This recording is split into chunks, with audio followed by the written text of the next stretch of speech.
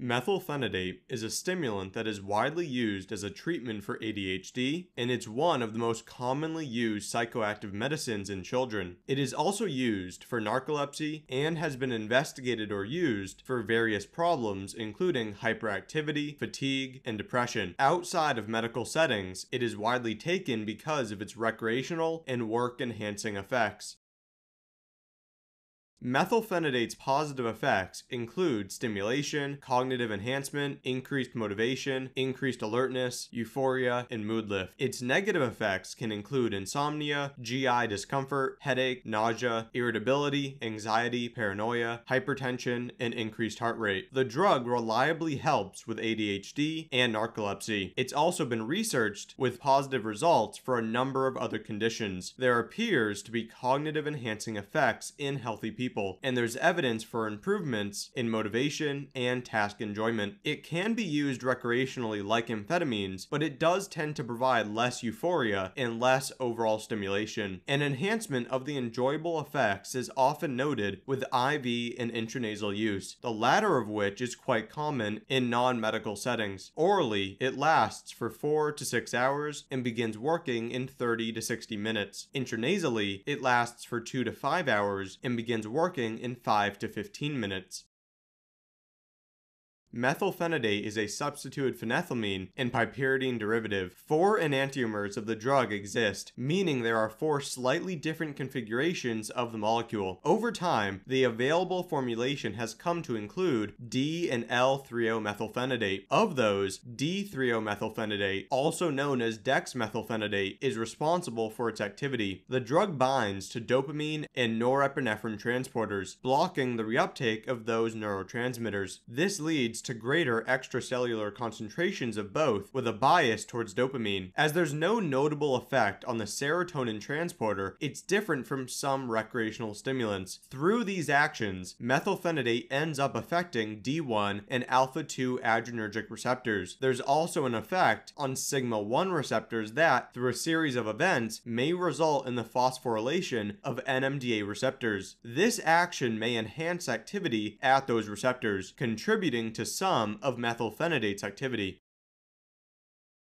The drug was first synthesized in 1944, just a few years after stimulants began to be used to treat disruptive behavior in children. Human tests began in the 1950s, and it was patented in 1954. Ciba-Geigy marketed the substance as Ritalin in the 1950s, and it was promoted for multiple conditions. Information for prescribers said it could help with narcolepsy, behavioral problems, chronic fatigue, and depression. One of the earliest common uses of the drug was in reversing the sedation caused by barbiturates. Reports of non-medical and dangerous use appeared in the 1960s. In one of the earliest cases, an individual was taking over 100 tablets each day. At this time, using very large amounts was connected to greater euphoria, but also greater paranoia and hallucinations. Intravenous use was reported in the 1960s and 1970s, with all of the methylphenidate being diverted from prescriptions. Over the years, there have been quite a few reports of psychosis, mainly temporary, and even death from either its direct effects or accidents. These reports are quite rare. Its use for ADHD has become far more common since the 1990s, which is connected to a rise in the medical recognition of ADHD. As it currently stands, methylphenidate is a very common drug, with millions of adults and children using it for ADHD daily. It has also been looked at for other conditions like non-ADHD hyperactivity, such as in autism. The drug is widely diverted and used in recreational settings, as well as in the workplace, in colleges, and in high schools. Orally, a light dose is 20 to 40 milligrams, a common dose is 40 to 60 milligrams, and a strong dose is 60 to 80 milligrams or more. Intranasally, a light dose is 5 to 15 milligrams, a common dose is 15 to 40 milligrams, and a strong dose is 40 to 60 milligrams or more. Adults with ADHD usually receive 20 to 30 milligrams per day, though the range is 10 to 60 milligrams per day. Methylphenidate is a Schedule II drug in the US, and it is controlled in most countries.